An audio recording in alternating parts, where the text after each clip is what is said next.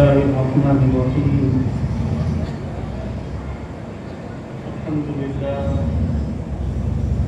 الحمد لله نحمده ونستعينه ونستغفره ونؤمن به ونتوكل عليه ونعوذ بالله من شرور أنفسنا ومن سيئات أعمالنا.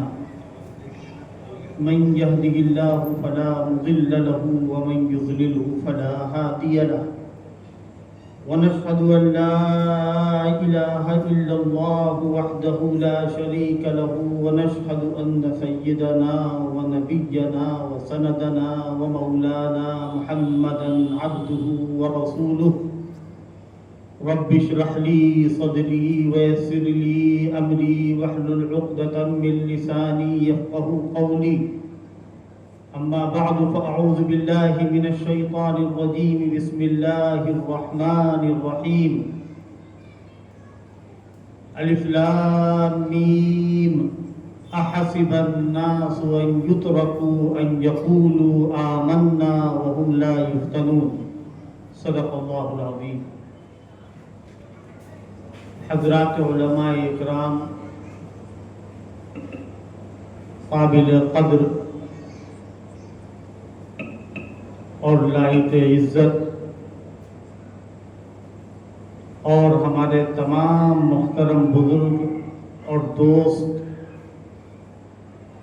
جملہ حاضرین جلسہ، آج کا یہ پروگرام جس میں اس ناچیز کو مدعو کیا گیا، اس کی تفصیل ابھی حضرت مولانا قاری محمد امتیاز صاحب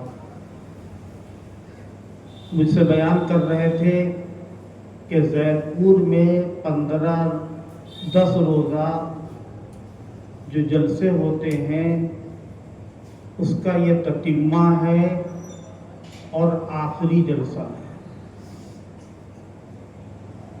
ظاہر سی بات ہے کہ ربیع الاول کے چاند ہو جانے کے بعد تمام مسلمانوں کے دل میں، دماغ میں اور ان کی آنکھوں کے سامنے ایک نئی فضا، نئی کیفیت اور ایک نیا ماحول اس طرح پیدا ہوتا ہے کہ حضور پاک صلی اللہ تعالی علیہ وسلم کی ولادت اس مہینے میں ہوئی اور آقائے نامدار حضرت رسول اللہ صلی اللہ تعالی علیہ وسلم تمام پیغمبروں کے، تمام نبیوں کے امام ہیں۔ حضور نبی کریم صلی اللہ تعالی علیہ وسلم کے پیغام کے تعلق سے میں آپ حضرات کی خدمت میں چند باتیں عرض کروں گا، وہ بھی مختصر، کیونکہ وقت کی دامن میں اتنی گنجائش نہیں ہے، اور خود میری حالت یہ ہے کہ لکھنؤ کے جو حالات ہیں اس کے پیش نظر ساری ذمہ داریاں اور ملاقاتیں، میٹنگ، ابھی عصر کے بعد ایک میٹنگ تھی انتظامیہ کے ساتھ، مغرب کے بعد بھی میٹنگ تھی، اور اس میٹنگ سے فارغ ہو کر کے گھر نہ جا کر کے سیدھے زید پور کے لیے چل رہی، مسلسل یہ مصروفیتیں چل رہی ہیں۔ اس لیے آپ حضرات کی خدمت میں جو چند باتیں عرض کروں گا وہ بھی زید پور کے عوام سے ایک خاص تعلق کی وجہ سے۔ ابھی قاری صاحب جو رشتہ بیان کر رہے تھے، ہم کو بہت خوشی ہے اس بات کی کہ یہاں علماء اکرام کی کثرت بھی ہے ماشاءاللہ، ان کی سرپرستی میں دینی پروگرام، دینی جلسے اور دینی تقاریب ہوتی رہتی ہیں۔ اللہ تعالیٰ اسے قبول فرمائے اور کامیاب کرے، اور آج جو ان جلسوں کا آخری جلسہ ہے، اللہ تعالیٰ اس میں صحیح سچی صاف بات کرنے کی توفیق نصیب فرمائے۔ ہم حضور پاک صلی اللہ تعالی علیہ وسلم کی ولادت کو جب سنتے ہیں، حضور کہاں پیدا ہوئے، ہر مسلمان جانتا ہے مکے میں۔ حضور کی ولادت کس تاریخ کو ہوئی، تاریخ کا تو کوئی تعین نہیں ہے، البتہ ربیع الاول کا مہینہ ضرور۔ تو حضور پاک صلی اللہ تعالی علیہ وسلم سے تمام مسلمانوں کا جو رشتہ ہے وہ صرف یہاں تک نہیں ہے کہ آپ مکے میں پیدا ہوئے، آپ فلاں مہینے میں پیدا ہوئے، بلکہ جب ہم قرآن کو دیکھتے اور حدیث کو دیکھتے ہیں، جب ہم اسلامی تاریخ کو دیکھتے ہیں اور اسلام کا مطالعہ وسعت کے ساتھ اور گہرائی کے ساتھ کرتے ہیں، تو ہم اس نتیجے پر پہنچتے ہیں کہ ہمارا تعلق حضور نبی کریم صلی اللہ تعالی علیہ وسلم سے جو ہے وہ اتباع کا ہے، ایمان کا ہے، اور آپ صلی اللہ تعالی علیہ وسلم سارے نبیوں کی طرح اللہ کے نبی ہیں۔ جتنے بھی پیغمبر آئے، حضرت آدم علیہ السلام سے لے کر آخری پیغمبر تک برابر نبوت کا سلسلہ چلتا رہا، ایک کے بعد دوسرا نبی، پے در پے اللہ تعالیٰ نبیوں کو بھیجتا رہا۔ اور کیا فرمایا قرآن مجید کے اندر، ثم ارسلنا رسلنا تترا، ہم نے پے در پے رسول بھیجے۔ دنیا کے اندر آدم آئے بحیثیت انسان کے، بحیثیت نبی کے، آدم کے بعد نوح آئے، نوح کے بعد ابراہیم آئے، موسیٰ آئے، عیسیٰ آئے۔ ہمیں ترتیب کو یہاں پر حذف کر دیا ہے۔ یہ پیغمبر دنیا کے اندر آئے، سب سے آخر میں اللہ کے آخری پیغمبر ہمارے آقا، ہمارے مولا، سرکار انبیاء، سرتاج اولیاء، احمد مصطفیٰ، محمد مصطفیٰ صلی اللہ تعالی علیہ وسلم تشریف لائے۔ اب آپ کے آنے، آپ کی وفات کے بعد دنیا کے اندر کوئی نیا نبی نہیں آنے والا، کوئی نئی نبوت نہیں آنے والی، کوئی نئی وحی نہیں اترنے والی، کوئی نئی کتاب نہیں نازل ہونے والی۔ آپ آئے اور اللہ نے فرمایا کہ آپ صرف مکے والوں کے لیے، مدینے والوں کے لیے، طائف والوں کے لیے نبی نہیں بنا کر کے بھیجے گئے ہیں۔ جس طرح حضرت موسیٰ علیہ السلام مصر کے لیے تھے، حضرت ابراہیم علیہ السلام شام والوں کے لیے تھے، حضرت سلیمان اور حضرت داؤد شام والوں کے لیے تھے، لیکن اللہ کے آخری پیغمبر شام والوں کے لیے نہیں، مکے والوں کے لیے نہیں، جزیرۃ العرب کے لوگوں کے لیے نہیں، بلکہ ہم قرآن کو دیکھتے ہیں تو اللہ فرماتا ہے وَمَا أَرْسَلْنَاكَ إِلَّا رَحْمَةً لِّلْعَالَمِينَ، اے پیغمبر ہم نے آپ کو عالمین کے لیے رحمت بنایا ہے۔ عالمین کا مطلب کیا ہوتا ہے؟ ہم نے آپ کو عالم جن کے لیے، پرندوں کی دنیا کے لیے، ملائکہ کی دنیا کے لیے، چرند کی دنیا کے لیے، جن اور انس کی دنیا کے لیے نبی بنایا ہے۔ آپ اللہ کے ایسے پیغمبر ہیں کہ آپ کی آمد باعث رحمت ہے اس کائنات کے لیے، رحمت للعالمین بنا کر کے بھیجے گئے۔ اب آپ کے بعد نبی کیوں نہیں آئے گا؟ آج اگر کوئی دنیا میں نبی ہونے کا دعویٰ کرے، مہدی ہونے کا دعویٰ کرے، عیسیٰ ہونے کا دعویٰ کرے، رسول ہونے کا دعویٰ کرے اور یہ دعویٰ کرے کہ اللہ کی وحی میرے اوپر اترتی ہے، تو وہ دعویٰ سچا ہوگا یا جھوٹا ہوگا؟ مسلمانوں بتاؤ، وہ جھوٹا ہوگا۔ اور نبی آخر الزمان کے بعد اگر دنیا کے اندر کوئی نبی ہونے کا دعویٰ کرتا ہے تو وہ جھوٹا دعوے دار ہوگا، سچا دعوے دار نہیں ہوگا۔ حضور آخری نبی، آپ کے بعد نبوت ختم۔ کیوں ختم ہو گئی؟ کوئی نئی کتاب کیوں نہیں اتر سکتی ہے؟ آپ کا دل کیا جواب دے گا؟ اس لیے کہ جب اللہ نے اپنے آخری پیغمبر کو بھیجا تو ختم نبوت کی مہر لگا دی۔ ختم نبوت کی مہر کیوں لگائی گئی؟ اس لیے کہ جو اللہ کی کتاب آپ پر نازل ہوئی، قرآن آپ پر اترا، تو اس قرآن کے اتارنے کے بعد جو اللہ فرماتا ہے، کیا فرماتا ہے؟ اِنَّا نَحْنُ نَزَّلْنَا الذِّكْرَ وَإِنَّا لَهُ لَحَافِظُونَ، قرآن کو یقیناً ہم نے نازل کیا ہے اور ہم اس کی حفاظت کرنے والے ہیں۔ اللہ کہتا ہے جب قرآن کی حفاظت ہونی ہے، قرآن کا محفوظ رہنا قطعی ہے، تو اب نئی کتاب کی کیا ضرورت ہے؟ دین ہم کو کہاں سے ملے گا؟ قرآن سے۔ دین ہم کو کس سے ملے گا؟ آخری نبی کی نبوت، آپ کی تعلیمات سے۔ جس طریقے سے سارے نبی دنیا سے چلے گئے، آخری نبی بھی چلے گئے۔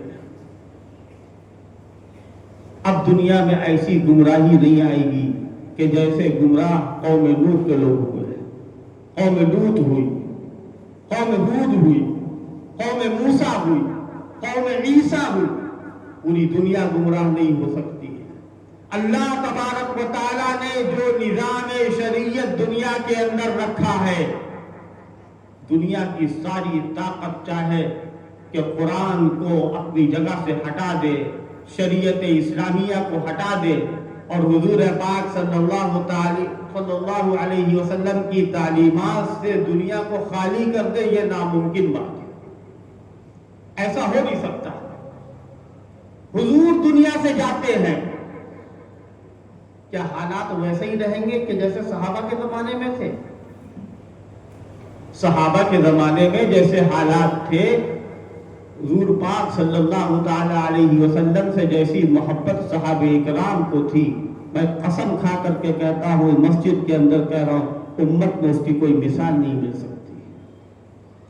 صحابہ اکرام کو جو محبت تھی حضور پاک صلی اللہ تعالی علیہ وسلم سے، لیکن ہر انسان کی زندگی کا خاتمہ ہوتا ہے۔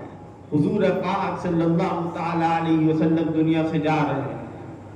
آپ کے تشریف لے جانے کے بعد صحابہ کے زمانے میں ایسے لوگ ہوئے، صحابہ نہیں بلکہ وہ لوگ کہ جن کے بارے میں قرآن نے یہ کہا کہ کچھ لوگ مرتد ہو جائیں گے، یا ایھا الذین آمنوا من یرتد منکم عن دینہ۔ وہ صحابہ نہیں تھے بلکہ وہ دوسرے لوگ تھے کہ جو مرتد ہونے والے ہیں۔ اللہ تبارک و تعالیٰ نے فرمایا کہ جو مرتد ہوں گے ان کے خلاف اللہ ایک ایسی قوم کو کھڑا کر دے گا۔ حضور کی وفات کے بعد جب ارتداد کے فتنے کھڑے ہوئے، اور وہ فتنہ کس شکل میں تھا؟ ختم نبوت کے تاج و تخت کو رونگنے والا فتنہ، یعنی ایسے لوگ پیدا ہوئے کہ جو جھوٹے مدعی نبوت تھے، مسیلمہ کذاب، اسود انسی، طلحہ اسدی، سجاح نامی عورت، انہوں نے کہا، اور حضور پاک صلی اللہ تعالی علیہ وسلم کے وقت میں آپ کی زندگی میں مسیلمہ کذاب نے ایک خط لکھا حضور کے نام۔ کیا تھا خط کا مضمون؟ من مسیلمہ رسول اللہ الى محمد رسول اللہ۔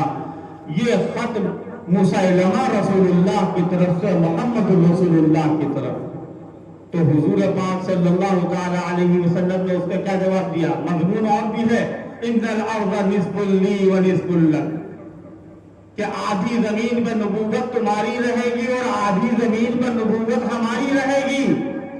تو حضور جواب دیتے ہیں، من محمد رسول اللہ الی مسیلمہ الکذاب۔ خط کا جواب سنو، محمد رسول اللہ کی طرف سے یہ خط ہے اور مسیلمہ مسیلمہ رسول اللہ کی طرف نہیں بلکہ مسیلمہ کذاب کی طرف. اور کیا کہتے ہیں؟ ان الارض للہ یورثها من یشاء من عبادہ والعاقبۃ للمتقین. زمین پوری کی پوری اللہ کی ہے. اللہ جس کو چاہتا ہے اس زمین کا وارث بناتا ہے. یعنی تم نبوت کے ٹھیکیدار ہو، دعوے دار ہو، تم یہ کہتے ہو کہ ہم نبی ہوں گے. دیکھو اللہ جس کو جہاں چاہتا ہے بھیجتا ہے، اور اللہ جس کو چاہتا ہے نبی بناتا ہے. کوئی اور ذات نبی بنانے والی نہیں ہے، اللہ کی ذات ہے. ایک سجاح نامی عورت، اس نے نبوت کا دعویٰ کیا، اور عجیب غریب بات ہے، عورت ذات ہو کر کے وہ کہتی ہے کہ میں پیغمبر ہوں. اب جب عورت یہ کہہ دے تو لوگوں کی توجہ اس کی طرف ہو جاتی ہے، اور اس کے ماننے والے بہت خوش ہوتے ہیں، اور وہ اپنی خوشی کا اظہار اشعار میں کرتے ہیں. اور کیسے کرتے ہیں؟ امست نبیتنا انسا نطوف بها، امست نبیتنا انسا نطوف بها فاصبح انبیاء الناس ذکرانا. کیا کہتے ہیں وہ لوگ کہ دیکھو ساری دنیا کے اندر مرد نبی ہوئے اور ہمارے وہاں عورت نبیہ ہوئی. حضور پاک صلی اللہ تعالی علیہ وسلم کی وفات کے بعد جو فتنے کھڑے ہوئے، حضرت صدیق اکبر کھڑے ہو گئے. ہم یہ بتانا چاہتے ہیں نبی کی ضرورت نہیں ہے. حضرت شاہ ولی اللہ محدث دہلوی رحمۃ اللہ تعالی علیہ لکھتے ہیں، اور کیا لکھتے ہیں؟ بعث النبی صلی اللہ علیہ وسلم بعثة تتضمن بعثة اخرى. حضور پاک صلی اللہ تعالی علیہ وسلم کی بعثت اس طرح ہوئی ہے کہ آپ کے ساتھ ایک امت کی بھی بعثت ہوئی ہے. اور یہ کون امت ہے؟ کنتم خیر امت اخرجت للناس. تم بہترین امت ہو. کس سے کہا جا رہا ہے؟ اے محمد رسول اللہ کے ماننے والوں اور چاہنے والوں، اے محمد کے ماننے والوں اور مت والوں، جنہوں نے حضور پاک صلی اللہ تعالی علیہ وسلم کی محبت میں اپنی جانوں کو قربان کر دیا، اپنے وطن کو چھوڑ دیا، اللہ کے پیغمبر صلی اللہ تعالی علیہ وسلم کے ذریعے سے جو جماعت تیار ہوئی، صحابہ کرام رضوان اللہ علیہ مجمعین، اس جماعت نے جو کام نبیوں کا ہوتا ہے وہ کام کیا. نبی کا کام کیا ہوتا ہے؟ جب اپنی قوم کے اندر کفر کو، نفاق کو، گمراہی اور شرک کو دیکھے تو اس کے ازالے کے لیے، اس کو ختم کرنے کے لیے نبی کھڑا ہو جاتا ہے. اللہ تعالیٰ نبی کو اس کام کے لیے بھیجتا ہے. کس کام کے لیے بھیجتا ہے؟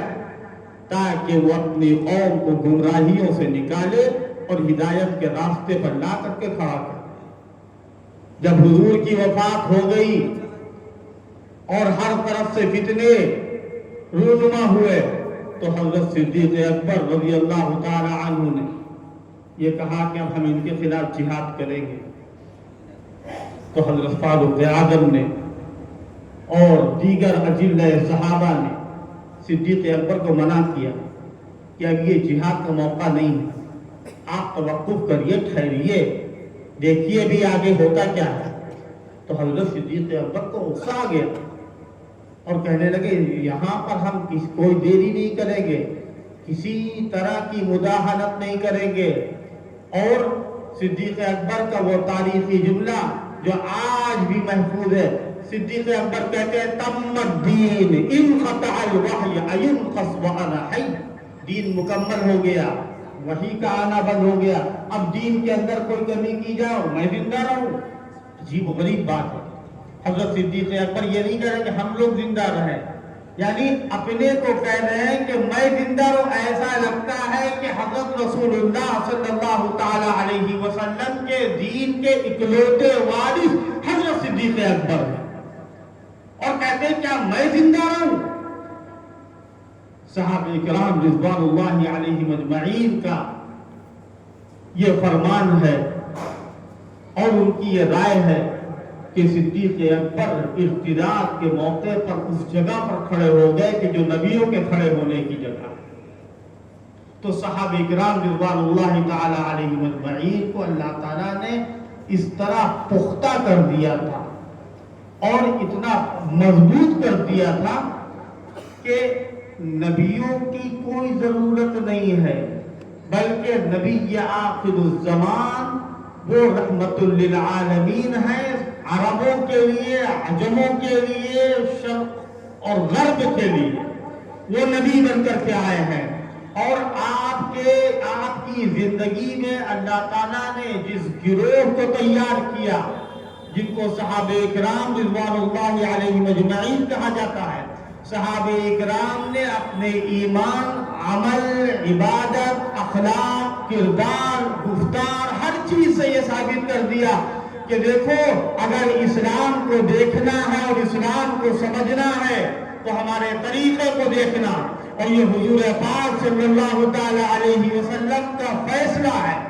حضور فرماتے ہیں، کیا فرماتے ہیں کہ دیکھو جو طریقہ میرا ہے وہی خلفائے راشدین کا طریقہ ہے. علیکم بسنتی وسنت الخلفاء الراشدین المہدیین. آپ پوری تاریخ اسلام کو اٹھا کر کے دیکھ لیجیے. حضور پاک صلی اللہ تعالی علیہ وسلم کی 23 سالہ مکی اور مدنی زندگی کو دیکھیے اور صحابہ کرام کے واقعات کو اور کارناموں کو دیکھیے. اللہ تبارک و تعالی نے صحابہ کے سلسلے میں جو باتیں ارشاد فرمائی ہیں قرآن کے اندر، ان باتوں کو دیکھنے کے بعد صاف یہ معلوم ہو جاتا ہے اللہ رب العزت نے ان کو نمونہ اور ان کو معیار بتایا ہے بعد میں آنے والوں کے لیے. اور کیا کہا اللہ نے کہ اگر لوگ ایسا ایمان لے آئے جیسا تم ایمان لائے، فَإِنْ آمَنُوا بِمِثْلِ مَا آمَنْتُمْ بِهِ فَقَدْ اهْتَدَوْا. تمہاری اگر نقل کر لے تو وہ لوگ کامیاب ہو جائیں گے، ہدایت یاب ہو جائیں گے. کیوں نقل کر لے؟ اس لیے کہ مقصود ہے اسلام کے اندر پورے آنے کا. مقصود یہ ہے، مطالبہ یہ ہے شریعت کا کہ مسلمان بنے. یہی تو ہے مطالبہ. اللہ کیا فرماتا ہے؟ یا ایھا الذین آمنوا باللہ، اے ایمان والو ایمان والے بنو.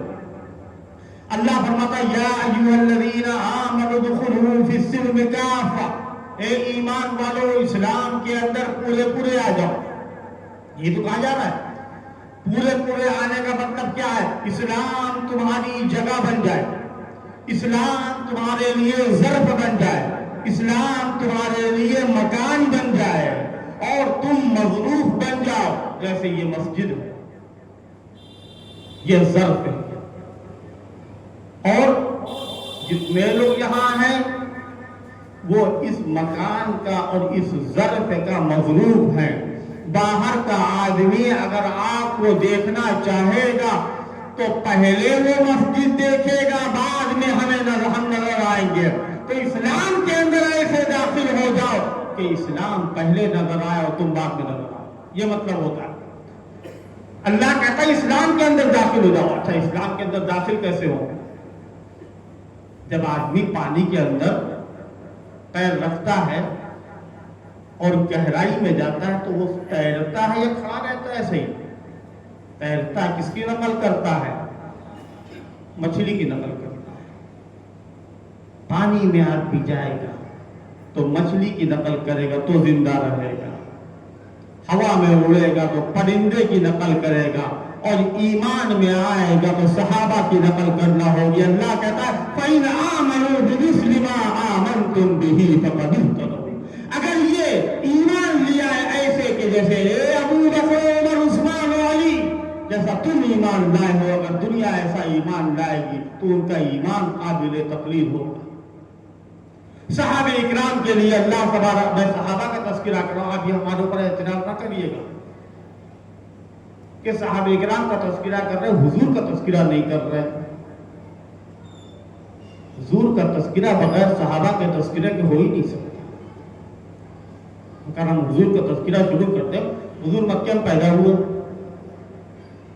اب حضور نے نماز پڑھی، حضور نے تبلیغ کی، حضور نے کھانا کھایا، حضور نے لوگوں میں تبلیغ کی، حضور نے سفر کیا، حضور حضر میں رہے، حضور بازار میں رہے، حضور گھر میں رہے، اور حضور پاک صلی اللہ تعالیٰ علیہ وسلم کے اخلاق کیا تھے، کردار کیا تھا، اور صحابہ کرام رضوان اللہ علیہم اجمعین کی پوری جماعت کو اگر ہم ختم کر دیں.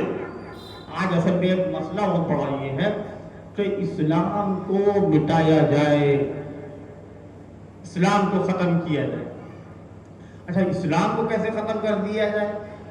دو چیزیں ہیں، ایک صحابہ اور ایک قرآن. یا تو قرآن کو بدل دیا جائے، قرآن کو بھی نہیں بدلا جا سکتا ہے. قرآن مجید کے بارے میں اگر یہ کہہ دیا جائے کہ قرآن صحیح نہیں ہے تو کوئی آدمی اس کو ماننے کے لیے جلدی تیار نہیں ہوگا.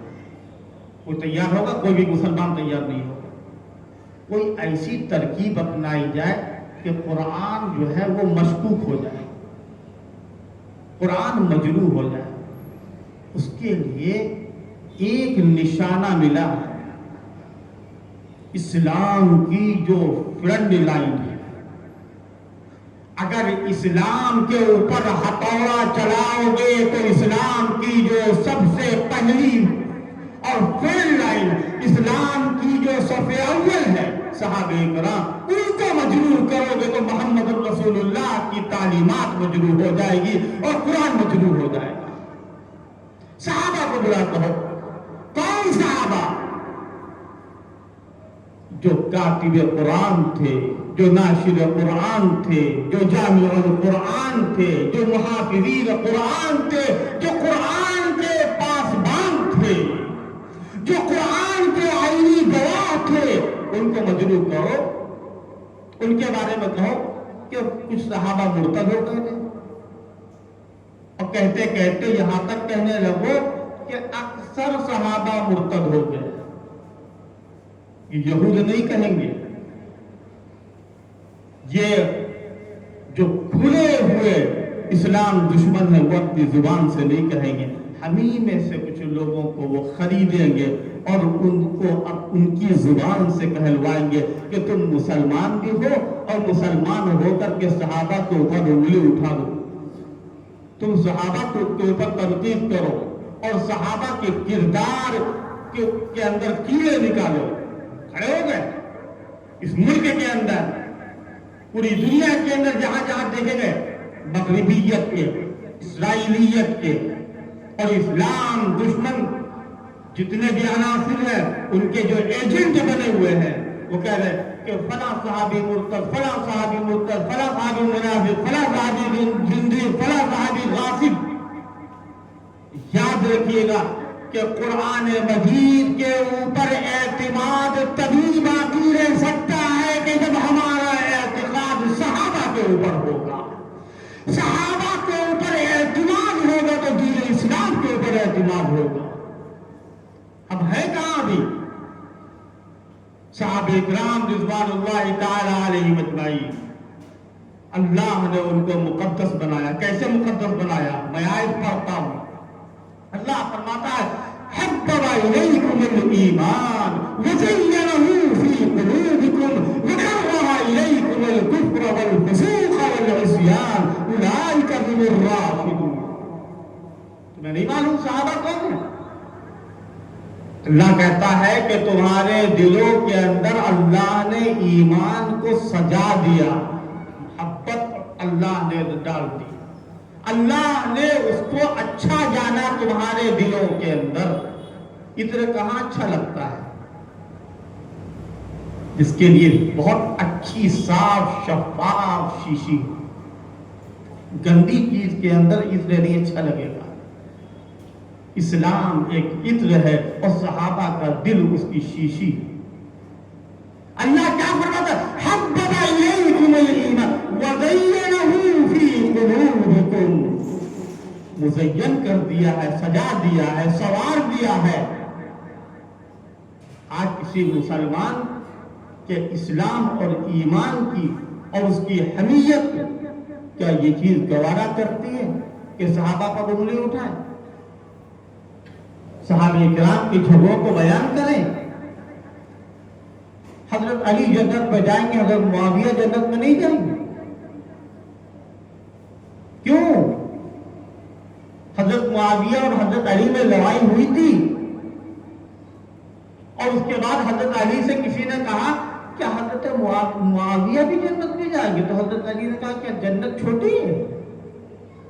اللہ کیا کہتا ہے؟ وَرَفَعْنَا مَا فِي صُدُورِهِم مِّنْ غِلٍّ إِخْوَانًا عَلَىٰ سُرُرٍ مُّتَقَابِلِينَ. ہم ان کے دلوں سے، ان کے سینوں سے جو کدورت ہے، رنجش ہے، شکوہ ہے، شکایت ہے، اس کو دور کر دیں گے، اور جنت میں سب بھائی بھائی بن کر کے ہوں گے. یہی تو حضور پاک صلی اللہ تعالیٰ علیہ وسلم کا معجزہ ہے. آپ نے آ کر کے کیا کیا؟ اب قرآن میں ایک طرف یہ دیکھتے لقد من اللہ علی المؤمنین اذ بعث فیہم رسولا من انفسہم یتلو علیہم آیاتہ ویزکیہم ویعلمہم الکتاب والحکمہ وإن کانوا من قبل لفی ضلال مبین. آیت کا ترجمہ کیا ہے؟ اللہ نے احسان کیا، اللہ نے احسان کیا ایمان والوں پر جب انہی میں سے ایک رسول بھیجا. اور وہ رسول کیا کرے گا؟ وہ مبلغ بنے گا، یتلو علیہم آیاتہ، وہ مزکی بنے گا، ویزکیہم ویعلمہم الکتاب، اور وہ معلم بنے گا. اور کیسا؟ حضور پاک صلی اللہ تعالی علیہ وسلم سارے نبیوں کے مقابلے میں مبلغ اعظم، معلم اعظم، مصلح اعظم بن کر کے. مانتے نہیں مانتے؟ کب مانیں گے؟ کہ جب سارے ان لوگوں کو ایمان کے ساتھ سمجھیں گے کہ جو حضور پاک صلی اللہ تعالی علیہ وسلم کی زندگی میں ایمان لائے. اور اگر ہم یہ کہیں گے کہ ہم تو صرف پنجتن کو مانتے ہیں، لی خمسۃ اخفی بہا حر الوباء الحاطمہ المصطفیٰ والمرتضیٰ وابناہما والفاطمہ، یہ ہمارا عقیدہ ہی نہیں. ہم صرف 5 کو مانتے ہیں. تو آپ مبلغ اعظم کس حیثیت سے ہوئے؟ آپ معلم اعظم کس حیثیت سے ہوئے؟ حضور کا معجزہ تو یہی ہے. کیا ہے معجزہ؟ وَرَأَيْتَ النَّاسَ يَدْخُلُونَ فِي دِينِ اللَّهِ أَفْوَاجًا.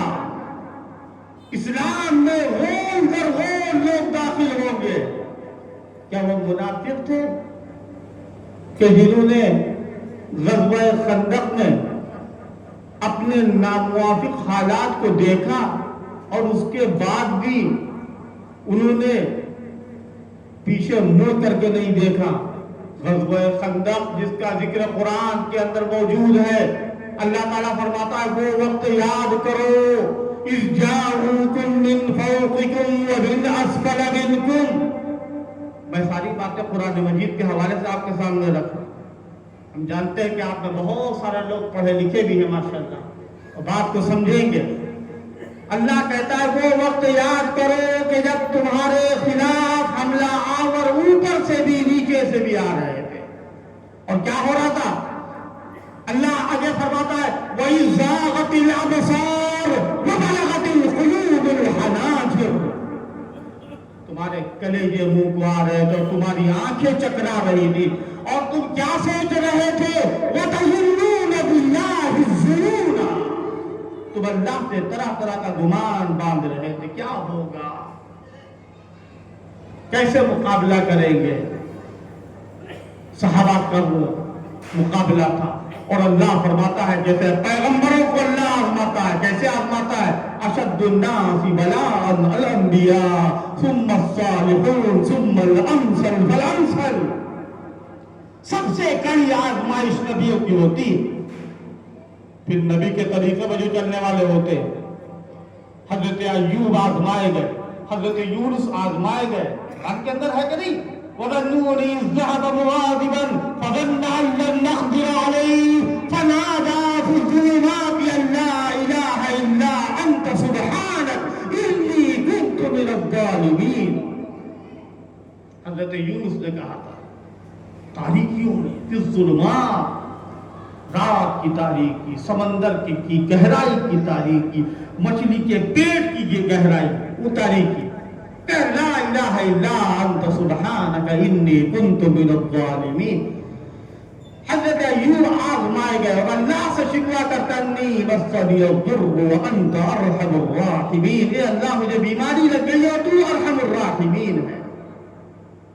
حضرت ابراہیم آزمائے گئے، صحابہ آزمائے جا رہے ہیں، اور اللہ ان کی آزمائش کا تذکرہ کیسے کر رہا ہے؟ اللہ فرماتا ہے هنالک ابتلی المؤمنون وزلزلوا زلزالا شدیدا۔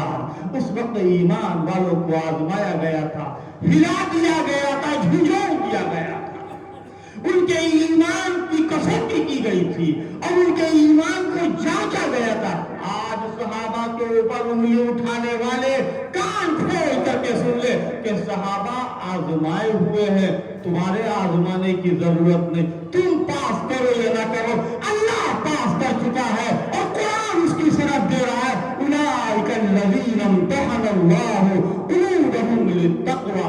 اللہ نے ان کے دلوں کو پہلے ہی آزما دیا، اللہ نے ان کے لیے تقوی کو لازم کر دی۔ یہ بات بھی قرآن مجید کے اندر اللہ تعالیٰ کا شکر، اس کا احسان ہے۔ والد صاحب کی بہت ساری باتیں، ان کی تقریریں، ان کی نکاح کان میں اس طرح پڑے کہ جب بات آتی ہے تو ادھر ادھر کی بات نہیں، قرآن مجید ہی کی باتیں سامنے آ جاتی۔ اللہ کیا فرماتا ہے؟ الزمہم کلمۃ التقوی، اللہ نے ان کے لیے تقوی کے کلمے کو لازم کر دیا۔ لازم کا مطلب کیا ہوتا ہے؟ جس کا جدا ہونا محال ہو۔ لازم کا مطلب ہوتا ہے کہ جس کا جدا ہونا محال ہو، جیسے شہد میٹھا ہوتا ہے، آگ ٹھنڈی ہوتی ہے یا گرم ہوتی ہے؟ گرم ہوتی ہے۔ برف گرم ہوتی ہے، ٹھنڈی ہوتی ہے۔ وہ اس کی ٹھنڈک جو ہے، آگ ٹھنڈک جو ہے وہ برف کے ساتھ لازم ہے، گرمی آگ کے ساتھ لازم ہے، مٹھاس شہد کے ساتھ لازم ہے۔ شہد سے مٹھاس کو الگ نہیں کیا جا سکتا، برف سے ٹھنڈک کو الگ نہیں کیا جا سکتا، آگ سے گرمی کو الگ نہیں کیا جا سکتا۔ اللہ فرماتا ہے کہ صحابہ کے لیے تقوی کے کلمے کو لازم کر دیا گیا، جس طرح برف کے لیے گرمی، برف کے لیے ٹھنڈک، آگ کے لیے گرمی، شہد کے لیے مٹھاس لازم ہے، ایسے ہی صحابہ کے لیے تقوی لازم ہے۔ اللہ رب العزت فرماتا ہے صحابہ کرام کہاں رہتے تھے؟ والذین تبوؤا الدار والایمان، ایمان میں رہتے۔ قرآن کی آیت بالکل صاف کہہ رہی ہے صحابہ ایمان میں رہتے تھے، یعنی ایمان جو ہے وہ ان کی زندگی تھی۔ جیسے مچھلی پانی میں رہتی ہے، مچھلی کو پانی سے نکال کر کے کوئی زندہ نہیں رکھ سکتا ہے، صحابہ کو اگر ایمان سے نکال کر کے زندہ رکھا جائے تو محال ہے۔ صحابہ کرام رضوان اللہ تعالی علیہم اجمعین، اللہ تبارک و تعالیٰ نے ان کو آزمایا اور ان کا امتحان لیا۔ صحابہ کی پوری زندگی ایسی گزری کہ اس امت میں، بلکہ یوں کہنا چاہیے انبیاء کے بعد روئے زمین پر سب سے مقدس، سب سے مطہر، سب سے پسندیدہ، سب سے چیدہ چنیدہ برگزیدہ جماعت اگر کوئی ہو سکتی ہے تو حضرات صحابہ کرام رضوان اللہ علیہم اجمعین۔ آپ یاد رکھیے گا اس بات کو کہ صحابہ کرام کے اوپر انگلی اٹھانے کے اوپر کتنی سخت بات آپ صلی اللہ تعالیٰ علیہ وسلم نے فرمائی۔ کیا فرمایا؟ لا تتخذوهم من بعدی غرضا۔ ہم جمعے کے خطبے میں سنا کرتے ہیں بات، میرے بعد صحابہ کو وہ تنقید کا نشانہ نہ بنا، انگلی مت اٹھانا۔ آج بڑا سا بڑا محدث، بڑا سا بڑا شیخ الحدیث، بڑا سا بڑا مفسر، بڑا سا بڑا فقیہ، بڑا سا بڑا صوفی، بڑا سا بڑا فلسفی متکلم کیوں نہ ہو، حضرت عبداللہ ابن مبارک اپنے دور کے بڑے بزرگ محدث، ان سے کسی نے پوچھا اصل میں حضرت معاویہ بہت کھٹکتے ہیں. کسی نے پوچھا کہ یہ بتائیے کہ حضرت معاویہ کا مقام بلند ہے یا عمر بن عبدالعزیز کا؟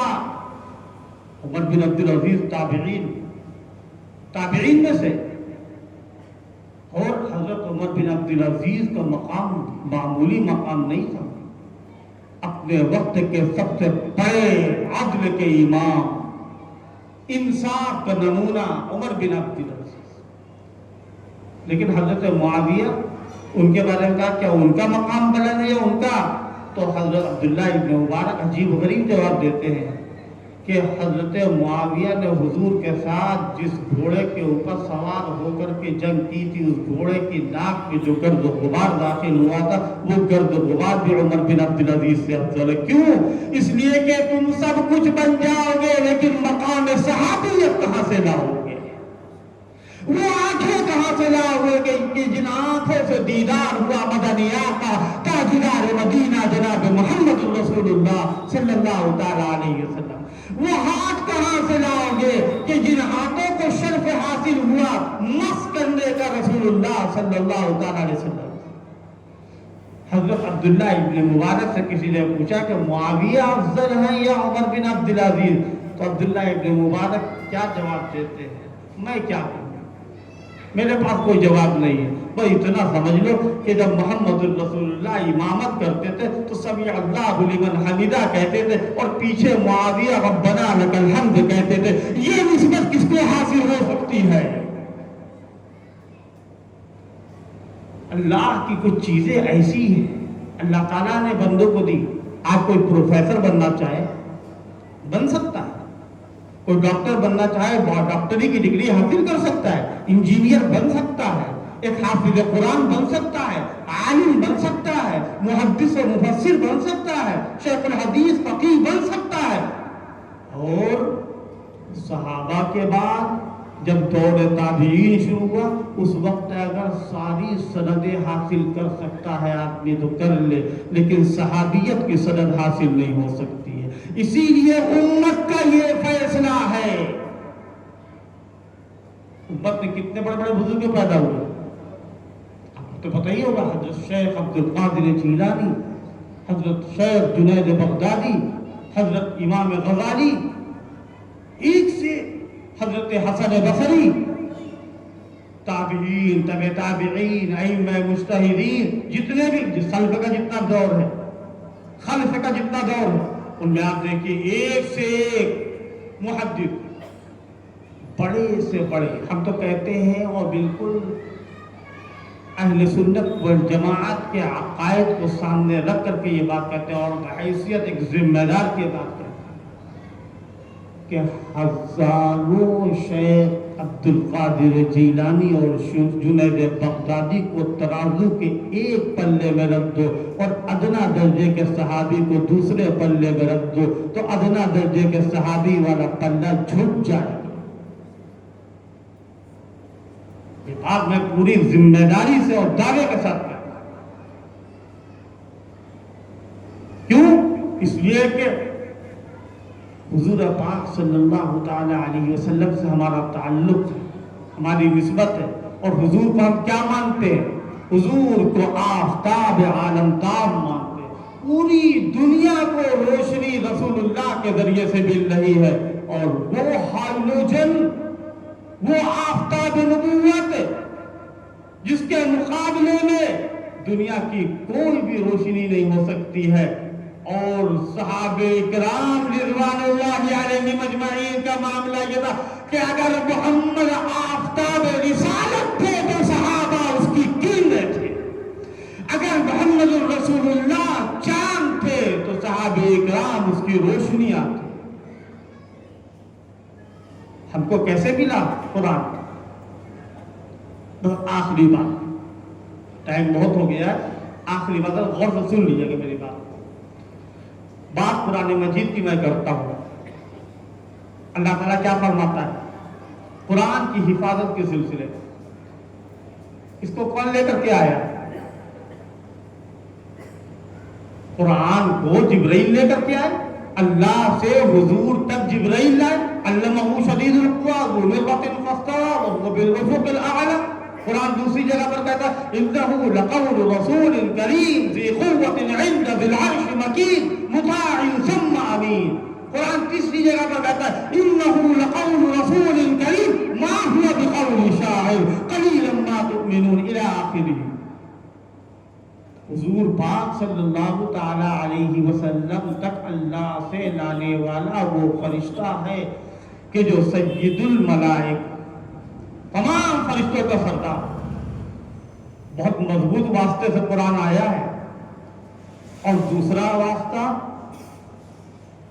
امت اور نبی کے درمیان. ہم نے تو حضور کو نہیں دیکھا، پھر ہم کیسے کہہ دیں کہ حضور اس طرح کھانا کھاتے تھے، حضور اس طرح بولتے تھے، حضور ایسے کپڑے پہنتے تھے، حضور ایسی نمازیں پڑھتے تھے؟ کس سے کہا حضور نے؟ ہم نہیں تھے وہاں پر. کس سے کہا حضور نے صلی کما رأیتمونی اصلی، ایسے نماز پڑھو جیسے تم مجھے نماز پڑھتے دیکھتے ہو؟ جو ایمان والے تھے صحابہ اکرام، ان سے کہا. انہوں نے بتایا ہم کو. صحابہ ہی تو واسطہ بنے. قرآن کو لانے والے فرشتے حضرت جبرائیل ایک واسطہ، قرآن کو حضور کے ذریعے سے امت تک پہنچانے والا دوسرا واسطہ حضرات صحابہ اکرام رضوان اللہ علیہم اجمعین. اللہ کیا فرماتا ہے؟ اللہ کہتا ہے لا یأتیہ الباطل من بین یدیہ ولا من خلفہ تنزیل من حکیم حمید. یہ قرآن ایسا ہے کہ اس میں باطل نہ سامنے سے آ سکتا ہے نہ پیچھے سے آ سکتا ہے. سامنے کے واسطے سے مراد جبرائیل کا واسطہ اور پیچھے کے واسطے سے مراد صحابہ کا واسطہ. معلوم یہ ہوا کہ اللہ صحابہ کو اس امت کا واسطہ قرار دے رہا ہے. واسطہ کہاں ہوتا ہے؟ بیچ میں ہوتا ہے، جو جوڑتا ہے. اس امت کو اللہ کیا فرماتا ہے؟ وَكَذَلِكَ جَعَلْنَاكُمْ أُمَّةً وَسَطًا لِتَكُونُوا شُهَدَاءَ عَلَى النَّاسِ. ہم نے تم کو وسط امت بنایا، بیچ کی امت. اس کا مصداق پوری امت ہے، لیکن اس کا پہلا مصداق حضرات صحابہ کرام رضوان اللہ تعالی علیہم اجمعین. حضرت معاویہ ہو یا حضرت عائشہ ہو یا حضرت عثمان ہو، حضرت حسن ہو، حضرت حسین ہو، سارے کے سارے صحابہ، چاہے وہ خلفائے ثلاثہ ہوں، عشر مبشرہ ہو، بدری اصحاب بدر ہوں، اصحاب احد ہوں، اصحاب مہاجرین ہوں، انصار ہوں، فتح مکہ سے پہلے والے ہوں، بعد والے ہوں، جنہوں نے رسول اللہ صلی اللہ تعالی علیہ وسلم کو دیکھا. اور صحابہ اکرام کے درمیان جو اختلافات ہوئے، اختلافات کہاں نہیں ہوتے؟ کیا نبیوں کے درمیان اختلاف نہیں ہوا ہے؟ کیا اس اختلاف کی وجہ سے فیصلہ آپ کریں گے یا اللہ کرے گا؟ اللہ فیصلہ کر چکا. اور کیا کہا اللہ نے کہ اے پیغمبر، ہم نے آپ کو ان کے درمیان محبت کا ذریعہ بنایا ہے. اور اگر یہ کہا جائے کہ رسول اللہ کی وفات کے بعد سب مسلمان منتشر ہو گئے، متفرق ہو گئے، ایک دوسرے سے مختلف ہو گئے، یہ اسلام کے اوپر بہت بڑا الزام ہے. سارے کے سارے صحابہ کے لیے اللہ رب العزت نے جنت کا وعدہ کیا. اچھا، اب صحابہ کا تذکرہ ہو گیا، اب امت کو کیا کرنا ہے؟ اگر یہ بات میں نہ کہوں تو میرے خیال سے میری گفتگو جو ہے ادھوری رہ جائے گی. اللہ کہتا ہے احسب الناس ان یترکوا ان یقولوا آمنا وهم لا یفتنون. کیا لوگوں نے یہ سمجھ لیا ہے کہ صرف اتنا کہہ دینے پر چھوڑ دیے جائیں گے کہ ہم مسلمان ہیں؟ ربیع الاول کا مہینہ آ گیا، کیا کرنا ہے ربیع الاول کے مہینے میں؟ جلسے کرنا ہے، روشنیاں کرنا ہے. ربیع الاول کے مہینے میں کیا جلوس نکالنا ہے؟ یہ ساری کی ساری چیزیں بالکل غیر ضروری ہیں. اگر جلد سے کرنا ہے تو حضور کی پوری سیرت بیان کی جائے، صحیح باتیں بیان کی جائے، آیتوں کے ذریعے سے، صحیح حدیثوں کے ذریعے سے، اور صحیح حوالوں کے ذریعے سے، اور ان کو دنیاوی رنگ نہ دیا جائے، بالکل دینی رنگ دیا جائے۔ یہ جو عید میلاد النبی اور یہ جلوس، یہ ہنگامہ، یہ ڈرامہ، یہ جتنی باتیں ہوتی ہیں ہمارے سماج کے اندر، اور جن کو ہم انجام دے کر یہ سمجھتے ہیں کہ اسی کا نام اسلام ہے۔ نہیں، اسلام نام ہے عمل کا اور اتباع کا۔ اسلام نام ہے اس چیز کو اپنانے کا کہ جو قرآن سے ہم کو ملا، جو حدیث سے ہم کو ملا، جو صحابہ سے ہم کو ملا، جو دین کی اصل ہے، جو دین کی اساس و بنیاد ہے، اگر اس سے ہم ہٹتے ہیں تو ہم غلط راستے پر چل رہے ہیں۔ لہذا سب سے پہلی بات یہ کہ ہم دعویٰ بھی کریں مسلمان ہیں، اور دعوے کے ساتھ ساتھ عملی جامہ بھی پہنے، عملی طور پر ہم مسلمان بنے۔ صرف زبان سے کہہ دو گے احسب الناس ان یترکوا ان یقولوا، اللہ کیا فرماتا ہے؟ یا ایھا الذین آمنوا لم تقولون ما لا تفعلون، اے ایمان والو تم کیوں کہتے ہو جو نہیں کرتے؟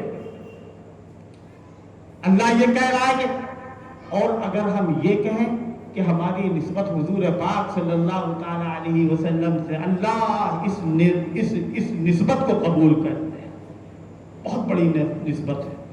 حضور سے اگر ہماری نسبت ہے تو اس سے بڑی کوئی نسبت نہیں، لیکن نسبت کا دعویٰ کرنے کے بعد ہم یہ کہیں کہ ہم کامیاب ہو گئے، بالکل غلط۔ اسلام یہ چاہتا ہے کہ مسلمان اگر دعویٰ کر چکا ہے، مسلمان جب کلمہ پڑھ چکا ہے تو اس کو عملی تصویر بننا پڑے گا، عملی طور پر مسلمان بننا پڑے گا۔ یہ نہیں کہ ہم نے دعویٰ کر دیا۔ اللہ کیا کہتا ہے؟ قُلْ إِن كُنتُمْ تُحِبُّونَ اللَّهَ فَاتَّبِعُونِي، اگر تم اللہ سے محبت کا دعویٰ کرتے ہو کہ میری اتباع کرو، شریعت کی پیروی کرنا، ورنہ نسبت کام نہیں آتی ہے۔ یاد رکھیے گا، حضرت ابراہیم علیہ السلام کو اللہ تعالیٰ نے بہت ساری چیزوں میں آزمانے کے بعد ایک بہت بڑا اعلان فرمایا۔ حضرت ابراہیم کے لیے اللہ اعلان کرتا ہے، اور کیا اعلان کرتا ہے؟ اللہ کہتا ہے انی جاعلک للناس اماما، اے ابراہیم ہم تم کو لوگوں کا پیشوا بنائیں گے، امام بنائیں گے۔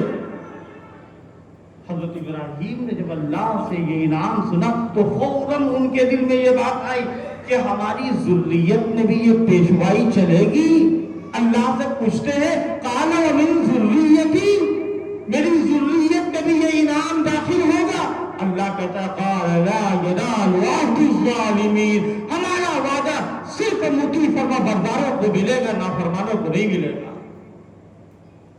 اسی لیے صحابہ اکرام رضوان اللہ تعالی علیہ مجمعین اس امت کی سب سے مقدس جماعت کہ انہوں نے تن من دھن کی قربانی رسول اللہ کی محبت میں، اللہ کی محبت میں دے دی۔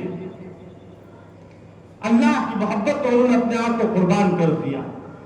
اور ہم یہ دعویٰ کریں کہ ہم مسلمان ہیں، لہذا مسلمان ہونے کا مطلب یہ ہے کہ ہم اسلام میں پورے آ جائیں۔ جب ہم اسلام میں پورے آ جائیں گے تو اللہ تبارک و تعالیٰ کے مقبول بندے ہوں گے، اللہ کے نیک بندے ہوں گے، اللہ کی رحمتیں متوجہ ہوگی، اللہ کی نصرت آئے گی، برکتیں ہوگی، کاروبار بھی بڑھے گا، ہر چیز کے اندر روحانیت و نورانیت پیدا ہوگی، زندگی روشن ہوگی، ہمارے دل مجلہ مصفا ہوں گے۔ لیکن اگر ہم شریعت سے ہٹیں گے اور صرف زبانی طور پر نعرے لگاتے رہیں گے، ان نعروں کی کوئی ضرورت نہیں ہے۔ زبان سے نعرہ لگا دیا اور بھاگ لیے، ان کی ضرورت نہیں ہے۔ ضرورت کس بات کی ہے؟ قربانی دینے کی ہے۔ اور قربانی کا مطلب یہ ہے کہ اپنے آپ کو شریعت کے دامن سے وابستہ کرنا، شریعت کی رسی کو مضبوطی سے تھامے رکھنا، اپنے اندر اتحاد اور اتفاق اور محبت رکھنا۔